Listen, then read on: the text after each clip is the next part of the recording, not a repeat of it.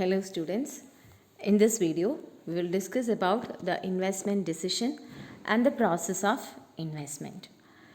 So investment decision is of course a very common term, and we'll see what is investment decision technically. The investment decision relates to the decision made by the investors or the top level management with respect to the amount of funds to be deployed in the investment opportunities. എത്ര കാശ് ഏത് form of ഇൻവെസ്റ്റ്മെൻറ്റിൽ invest ചെയ്യണമെന്ന് തീരുമാനിക്കുന്നതിനെയാണ് നമ്മൾ investment decision എന്ന് പറയുന്നത്.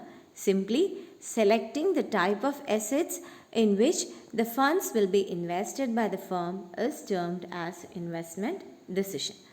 വലിയ complications ഒന്നുമില്ല. It doesn't need further explanation. The investment decisions are of two types. It can be either a long-term investment decision or a short-term investment decision. ഈ long-term investment decisionനെയാണ് നമ്മൾ capital budgeting എന്ന് പറയുന്നത്. And the short-term investment decision is termed as working capital management. Now we'll see what is capital budgeting. Capital budgeting is the process of selecting the asset or an investment proposal that will yield returns over a long period of time. ദീർഘകാലത്തിന് ശേഷം yield ലഭിക്കുന്ന തരത്തിലുള്ള അസറ്റ്സിൽ invest ചെയ്യുന്നതിന്, അങ്ങനെ ഒരു അസറ്റിനെ choose ചെയ്യുന്നതിനെയാണ് നമ്മൾ capital budgeting എന്ന് പറയുക. ആ പ്രോസസ്സിനെയാണ് ഇതിലൊരു ലോങ് ടേം പ്രപ്പോസൽ, ലോങ് ടേമിൽ റിസൾട്ട് കിട്ടുന്ന ഒരു പ്രപ്പോസലിനെ ചൂസ് ചെയ്ത് അതിൽ ഇൻവെസ്റ്റ് ചെയ്യുന്ന പ്രോസസ്സിനെയാണ് നമ്മൾ എന്ത് പറയുന്നത്, ക്യാപിറ്റൽ ബഡ്ജറ്റിംഗ് എന്ന് പറയുന്നത്. Now see what are the steps involved in capital budgeting. ഒരു ഫോമിനെ സംബന്ധിച്ച് what are the steps involved in capital budgeting. First we have to select the asset. അതൊരു പ്രോജക്റ്റ് ആണെങ്കിൽ നമ്മൾ ആ പ്രോജക്റ്റ് ഞാൻ എന്താണ് ചെയ്യാൻ പോകുന്നത്, what is my investment or where my investment is going to be. ഇപ്പോൾ if I M dealing with health drinks, ഞാൻ വേറൊരു മാർക്കറ്റിൻ്റെ മേഖലയിൽ തന്നെ ഒരു പ്രോഡക്റ്റ് ലൈൻ തന്നെ ചൂസ് ചെയ്യാണ് എങ്കിൽ, say for example I'm moving on to an entirely different product line and going to start manufacturing chappals. So ആ ഇൻവെസ്റ്റ്മെൻറ്റ് പ്രപ്പോസൽ ആണ് എൻ്റെ asset that you have to choose. ആദ്യം ഡിസൈഡ് ചെയ്യണം എന്തിലാണ് invest ചെയ്യേണ്ടതെന്ന് ഡിസൈഡ് ചെയ്യുക. Then analyse the risk involved, അതിനകത്ത് എത്രത്തോളം റിസ്ക് ഉണ്ടെന്ന് മനസ്സിലാക്കുക. Then set a minimum rate of return. നമ്മൾ എന്ത് ഇൻവെസ്റ്റ്മെൻറ്റ് നടത്തുമ്പോഴും നമുക്കതിന് കുറേ കാലങ്ങളായിട്ട് കുറേ റിട്ടേൺസ് ഒക്കെ കിട്ടും. പക്ഷേ അത് ചൂസ് ചെയ്യുന്നതിന് മുമ്പേ ആ സ്റ്റെപ്പിൽ ബഡ്ജറ്റിംഗ് പ്രോസസ്സിൽ നമ്മൾ സെറ്റ് ചെയ്യേണ്ടത് എത്രയാണ് നമ്മൾ മിനിമം നമുക്ക് കിട്ടേണ്ടത്. നമുക്ക് നിലനിന്ന് പോകണമല്ലോ കുറച്ച് കാലം. ലോങ് ടേമിൽ നമുക്ക് കുറേ ലാഭമൊക്കെ ഉണ്ടാവും പറഞ്ഞിട്ട് കാര്യമില്ല, നമുക്ക് കുറച്ച് നിലനിന്ന് പോകണം. അപ്പോൾ what is a minimum rate of return and evaluate the performance against a set rate of return. എന്നിട്ട് ആ പെർഫോമൻസ് എന്തായിരിക്കും ഇതിൻ്റെ performance against a set rate of return. ഇതാണ് steps involved in capital budgeting. Moving on to working capital management. The investment made in current asset or short term asset is termed as working capital. നമുക്കറിയാലോ working capital എന്ന് പറഞ്ഞാൽ current asset minus current liability ആണെന്നൊക്കെ അറിയാം. Then the working capital management deals with the management of current assets that are highly liquid in nature. പെട്ടെന്ന് ക്യാഷായിട്ട് convert ചെയ്യാൻ പറ്റുന്ന high liquidity ഉള്ള അസറ്റ്സിനെയാണ് നമ്മൾ കറണ്ട് അസറ്റ്സ് എന്ന് പറയുക. അതിനെ എങ്ങനെ മാനേജ് ചെയ്യണം, ഇതൊരു ക്രൂഷ്യൽ ഡിസിഷനാണ് ഒരു ഓർഗനൈസേഷനെ സംബന്ധിച്ച് വർക്കിംഗ് ക്യാപിറ്റൽ മാനേജ്മെൻറ്റ് എന്ന് പറയുന്നത്. കാരണം ഇപ്പം ഫോം നിലനിന്നാൽ മാത്രമേ ഉള്ളൂ, ഭാവിയിൽ ഇപ്പോൾ ലോങ് ടേം പ്രപ്പോസൽസിൽ നമുക്ക് ചിലപ്പോൾ ഒരുപാട് ലാഭമൊക്കെ ഉണ്ടായെന്ന് വരാം, നമുക്ക് റീപ്പ് ചെയ്യാൻ സാധിച്ചു എന്ന് വരാം. But for that the company should be able to sustain the present market conditions. അപ്പോൾ വർക്കിംഗ് ക്യാപിറ്റൽ മാനേജ്മെൻറ്റ് എന്ന് പറയുന്നത് വളരെ ക്രൂഷ്യൽ ആയിട്ടുള്ളൊരു ഫാക്ടറാണ് കമ്പനീസിനെ സംബന്ധിച്ച്. It's crucial for an organization as a short-term survival is necessary for long-term success. Through working capital management, a firm tries to maintain a trade-off between the profitability and liquidity. ഇതാണ് പ്രധാനമായിട്ട് ചെയ്യുന്നത്. ലാഭം ഉണ്ടാവുകയും വേണം, അതേസമയം ലിക്വിഡിറ്റി മെയിൻറ്റെയിൻ ചെയ്യാൻ സാധിക്കുകയും ചെയ്യണം. ഇതിൻ്റെ ഒരു ട്രേഡ് ഓഫാണ് നമ്മൾ വർക്കിംഗ് ക്യാപിറ്റൽ മാനേജ്മെൻറ്റിൽ ഓരോ ഫോമും ചെയ്യുന്നത്.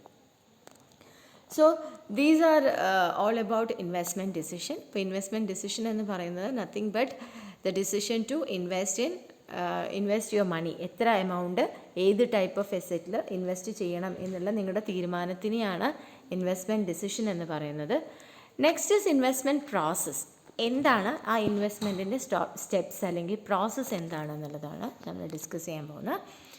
An investment process is a set of guidelines that govern the behavior of investors in a way which allows them to remain faithful to the tenets of their investment strategy. കുറേ ടെക്നിക്കലായിട്ട് പറഞ്ഞു എന്നേ ഉള്ളൂ. ഇത് കുറച്ച് guide lines ആണ് investment process എന്ന് പറയുന്നത്. അത് എന്തിനുള്ളതാണ്? അത് ഒരു ഇൻവെസ്റ്ററുടെ ബിഹേവിയറിനനുസരിച്ച് അയാൾ എന്താണോ അയാളുടെ ഇൻവെസ്റ്റ്മെൻറ്റിൽ നിന്ന് അച്ചീവ് ചെയ്യേണ്ടത്, അയാൾക്ക് കുറച്ച് താല്പര്യങ്ങളുണ്ടാവും അയാളുടെ ഇൻവെസ്റ്റ്മെൻറ്റ് സ്ട്രാറ്റജിയിൽ, അത് അച്ചീവ് ചെയ്യത്തക്ക രീതിയിൽ അതിനോട് ഫെയ്ത്ത്ഫുള്ളായിട്ടുള്ള രീതിയിൽ ഒരു ഇൻവെസ്റ്റ്മെൻറ്റ് എങ്ങനെ ചെയ്യാം എന്നുള്ളതിനെയാണ്, അല്ലെങ്കിൽ അതിൽ ഇൻവോൾവ് ചെയ്തിട്ടുള്ള സ്റ്റെപ്സ് എന്തൊക്കെയാണ് എന്നാണ് ഇൻവെസ്റ്റ്മെൻറ്റ് പ്രോസസ്സ് എന്ന് പറയുന്നത്. എപ്പോഴും സ്റ്റെപ്സാണ്. എന്താണ് അതിനകത്തുള്ള പ്രോസസ്സ്? അതായത് ഫസ്റ്റ് സ്റ്റെപ്പ് എന്ന് പറയുന്നത് അണ്ടർസ്റ്റാൻഡിങ് ദ ക്ലയൻറ്റ്. നമ്മുടെ കാശ് നമ്മൾ തന്നെ ഇൻവെസ്റ്റ് ചെയ്യുന്നു എന്നുള്ളൊരു പോയിൻ്റ് ഓഫ് വ്യൂവിലല്ല. എൻ്റെ കാശ് if I am giving it to my financial adviser for invest, എൻ്റെ ഫിനാൻഷ്യൽ ഫണ്ട് മാനേജർ അടുത്ത് ഇൻവെസ്റ്റ് ചെയ്യാൻ കൊടുക്കുന്ന സമയത്ത് ക്ലയൻറ്റിനെ മനസ്സിലാക്കുക എന്നുള്ളതാണ്. What is my needs? അത് ആ ഒരു ഇൻവെസ്റ്ററുടെ കാര്യങ്ങൾ മനസ്സിലാക്കുക എന്നുള്ളതാണ്. To understand the client or the investor, his or her needs, his risk taking capacity and his tax status എല്ലാം വേണം. അയാളുടെ ആവശ്യം എന്താണ്, അയാൾക്ക് എത്രത്തോളം റിസ്ക് എടുക്കാനുള്ള റിസ്ക് ടോളറൻസ് കപ്പാസിറ്റി ഉണ്ട്, പിന്നെ എത്രത്തോളം എന്താണ് അയാളുടെ ടാക്സ് സ്റ്റാറ്റസ്, അയാൾക്ക് ടാക്സ് സേവിങ് ഇൻവെസ്റ്റ്മെൻറ്റ്സ് ആയിരിക്കും നല്ലത്, അല്ലെങ്കിൽ whether he's bothered about this and all. അപ്പോൾ അതെല്ലാം ശ്രദ്ധിക്കുക എന്നുള്ളതാണ് അണ്ടർസ്റ്റാൻഡിങ് ദ ക്ലയൻറ്റിലുള്ളത്. Then to set a benchmark for the client's portfolio management process. ഒരു സ്റ്റാൻഡേർഡ് നമ്മൾ ഫിക്സ് ചെയ്യണം. ബെഞ്ച് മാർക്കിംഗ് എങ്ങനെയൊക്കെ ആയിരിക്കണം അതിൻ്റെ കോമ്പിനേഷൻ എന്ന് പറയുന്നത്. ആ ബെഞ്ച് മാർക്ക് നമ്മൾ ഫിക്സ് ചെയ്യണം. എത്ര റിട്ടേൺ ആയിരിക്കും അയാൾ എക്സ്പെക്റ്റ് ചെയ്യുന്നുണ്ടാവുക, എത്രത്തോളം റിസ്ക് അയാൾ ഏറ്റെടുക്കും എന്നുള്ള കാര്യങ്ങളിലൊക്കെ നമ്മളൊരു സ്റ്റാൻഡേർഡ് ഫിക്സ് ചെയ്യാണ്. This will help in evaluating the performance and check whether the clients objectives R achieved. അപ്പോൾ ഇങ്ങനെ ബെഞ്ച് മാർക്കൊക്കെ ഫിക്സ് ചെയ്യുന്നതോടെ നമുക്ക് എന്ത് ചെയ്യാൻ സാധിക്കും? നമുക്ക് ഈ ഇൻവെസ്റ്റ്മെൻറ്റ് പ്രോസസ്സിൻ്റെ പെർഫോമൻസിനെയൊക്കെ ഇവാലുവേറ്റ് ചെയ്യാനും ആ ക്ലയൻറ്റിൻ്റെ ഒബ്ജക്റ്റീവൊക്കെ അച്ചീവ് ചെയ്തോ എന്നൊക്കെ മനസ്സിലാക്കാനൊക്കെ സാധിക്കും. This is the first step involve in investment process. You have to understand the investment needs, the risk taking ability and the tax status of the individual. And അതിൻ്റെ ബേസിസിൽ നമ്മൾ കുറച്ച് സ്റ്റാൻഡേർഡ്സ് ഫിക്സ് ചെയ്യുന്നു. Then we have to evaluate. ഇതാണ് first step. രണ്ടാമത്തെ step എന്ന് പറയുന്നത് asset allocation ഡിസിഷനാണ്. തീരുമാനിച്ചു, ഇയാളുടെ കാര്യങ്ങളൊക്കെ മനസ്സിലായി, ഇയാൾക്ക് ഇത്ര റിസ്ക് എടുക്കാം, ഇയാൾക്ക് ഇതിനകത്ത് ഇത്ര കാശുണ്ട്, ഇയാൾ എക്സ്പെക്റ്റ് ചെയ്യുന്നത് ഇന്ന കാര്യങ്ങളാണ്, ലോങ് ടേം ആണോ ഷോർട്ട് ടേം ആണോ എന്താണോ അയാളുടെ എക്സ്പെക്റ്റേഷൻ, ഇതൊക്കെ മനസ്സിലാക്കി കഴിഞ്ഞാൽ അതിന് സ്യൂട്ടബിളായിട്ടുള്ള അസറ്റ്സ് ഏതൊക്കെയാണ് എന്നുള്ളത് അലോക്കേറ്റ് ചെയ്യുകയാണ് അടുത്ത പണി. This step involves decision on how to allocate the investment across different asset classes. നമ്മൾ അസറ്റ് ക്ലാസ്സസ് ഒക്കെ ഡിസ്കസ് ചെയ്തല്ലോ. ഈ അസറ്റ് ക്ലാസ്സസിലേക്ക് എങ്ങനെയാണ് ഇതിനെ അലോക്കേറ്റ് ചെയ്യുക? അപ്പോൾ കുറച്ച് ഫിക്സഡ് ഇൻകം സെക്യൂരിറ്റീസ്, കുറച്ച് ഇക്വിറ്റിയിൽ, അല്ലെങ്കിൽ കുറച്ച് റിയൽ എസ്റ്റേറ്റിൽ, അപ്പോൾ ഏതൊരു കോമ്പിനേഷനാണ് നല്ലത് എന്നുള്ളതാണ്. It also involves decision of whether to invest in domestic assets or in foreign assets. ചിലപ്പം ഇങ്ങനെ ഒരു അസറ്റ് ക്ലാസിൻ്റെ മാത്രമല്ല, ഇവിടെ ഇൻവെസ്റ്റ് ചെയ്യണോ പുറത്ത് ഇൻവെസ്റ്റ് ചെയ്യണോ എന്നൊക്കെയുള്ള ക്രൂഷ്യലായിട്ടുള്ള ഡിസിഷൻസൊക്കെ ഈ അസറ്റ് അലോക്കേഷൻ സ്റ്റെപ്പിലാണ് വരിക.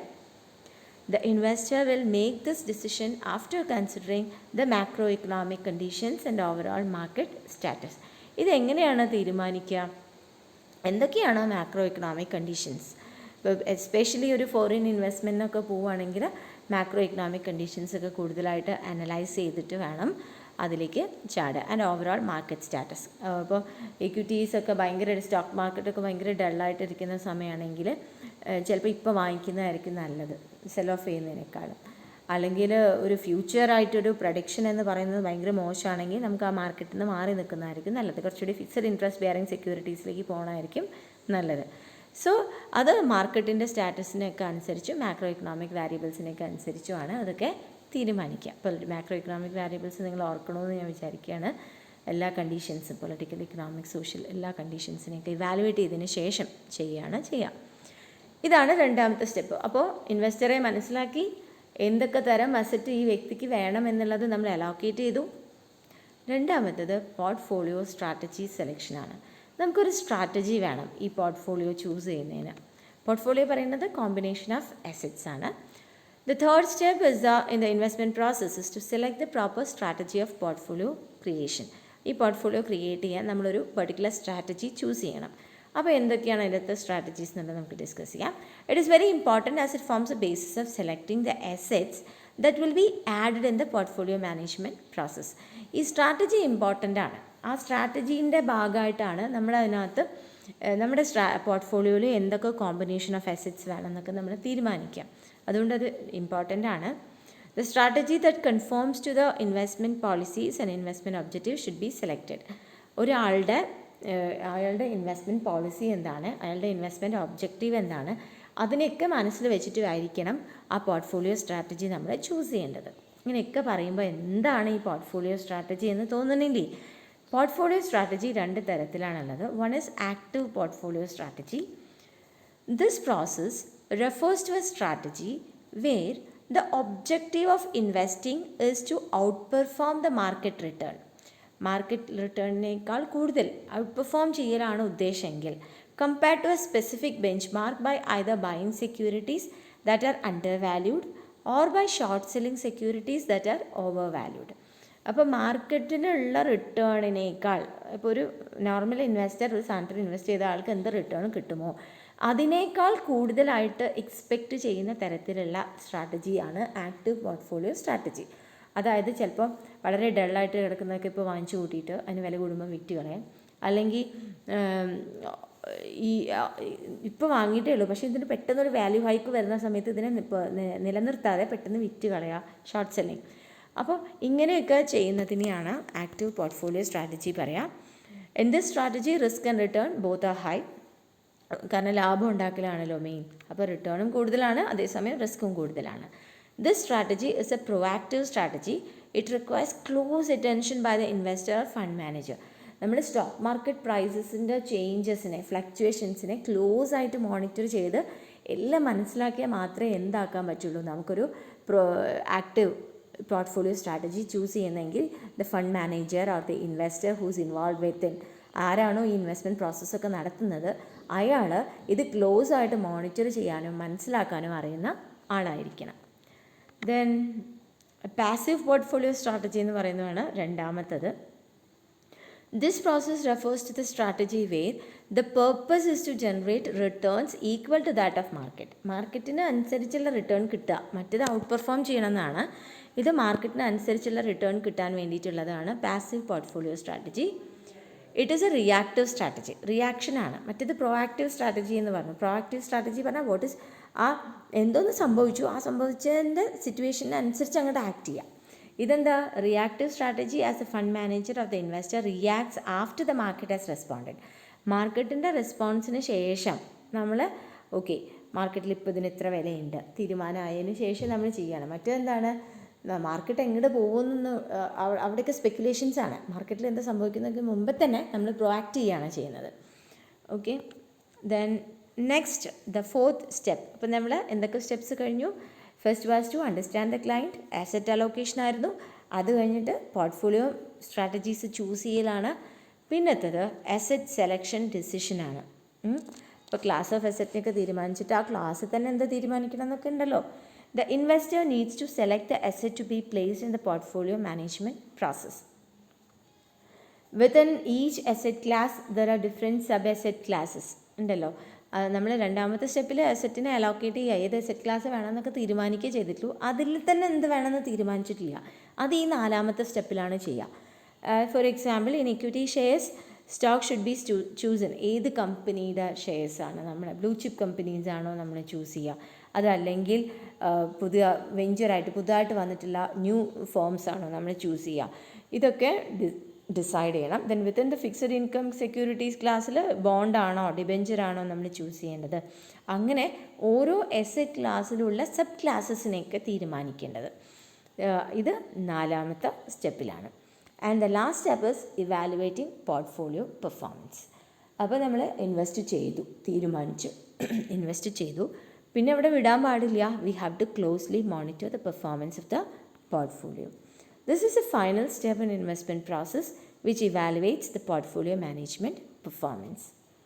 This is an important step as it measures the performance of the investment with respect to a benchmark in both absolute and relative terms. നമ്മൾ പറഞ്ഞില്ല, നമ്മളൊരു ബെഞ്ച് മാർക്ക് ഫിക്സ് ചെയ്യും എന്നിട്ടാണെന്നൊക്കെ. അപ്പോൾ ആ ബെഞ്ച് മാർക്കിനെ വെച്ചിട്ട് ശരിയാണോ, നമ്മൾ അങ്ങനെ ഒരു സാധനം അയാളുടെ ആവശ്യം എന്താണെന്നൊക്കെ മനസ്സിലാക്കി ഒരു ബെഞ്ച് മാർക്ക് ഫിക്സ് ചെയ്തിട്ടുണ്ട്. അത് നമ്മുടെ പോർട്ട്ഫോളിയോൻ്റെ പെർഫോമൻസും കൂടിയാണ് നമ്മൾ കമ്പയർ ചെയ്യുക.